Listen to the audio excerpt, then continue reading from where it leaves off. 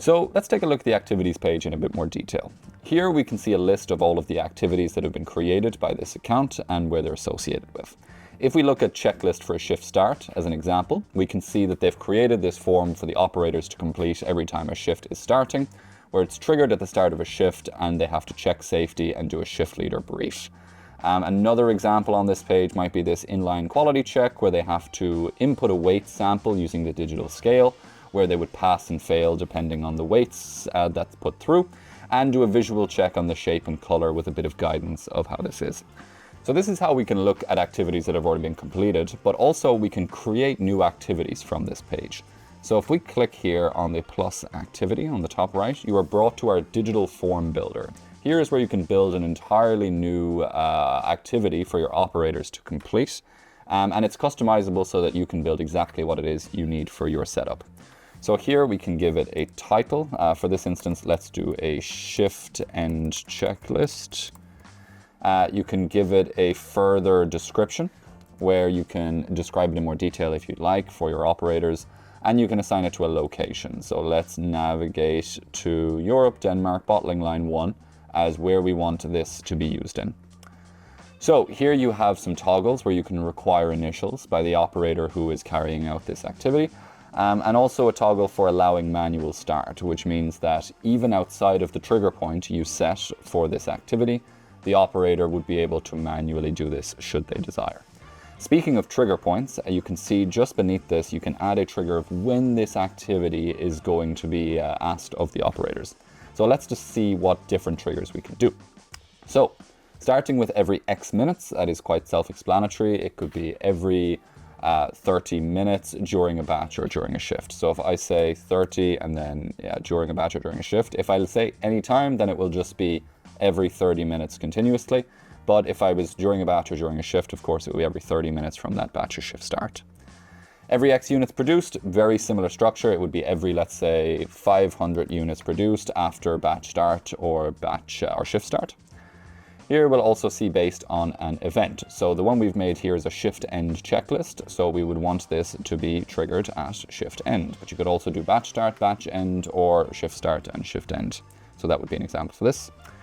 It could be based on fixed time. So you could say this repeats, weekly, every certain number of weeks at such and such a time in such and such a time zone. So you can just have it based on a fixed time interval when you want this to happen.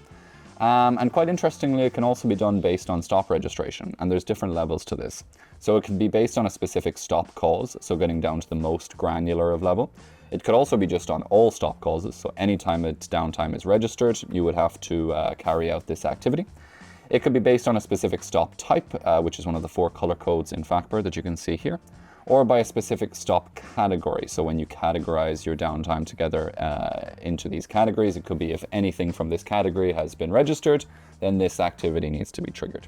This is very useful because if a specific downtime event has happened, you can trigger a guidance SOP on how to handle this directly to your operators in that moment.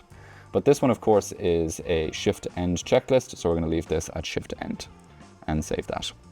So now we move on to the actual form itself. We've given it a name, given it a location, and decided when it happens. Now we need to add elements to it. So you have a lot of different options when it comes to adding elements to this, and I'll walk through each of them very briefly here. The first is text, where you're prompting your operators to input text into the system as part of this activity. The second is a number, where the operators have to input a number. This could be like the weight example that we looked at earlier.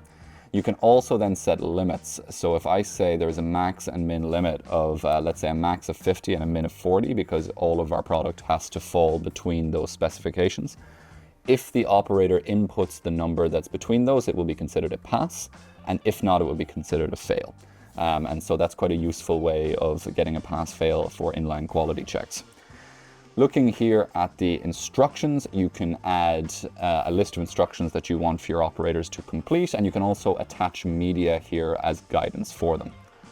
Looking at the checkbox, this would probably be what we're looking at for the checklist, where you could decide that has this been completed, and they just have to tick that off.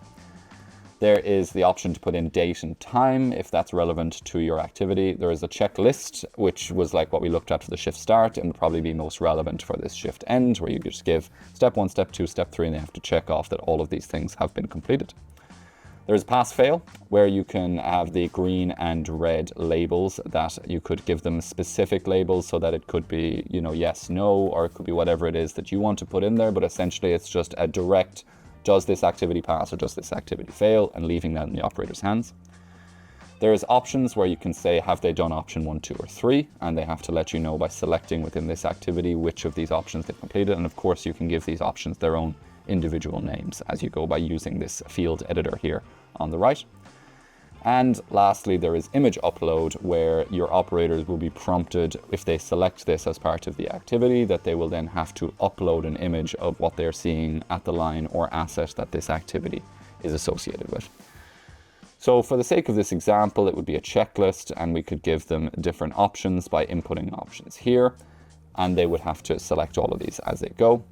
When you have created this, you can save changes to say that, okay, this activity is now complete, and it will show up here. We can see the shift end checklist that we've just created.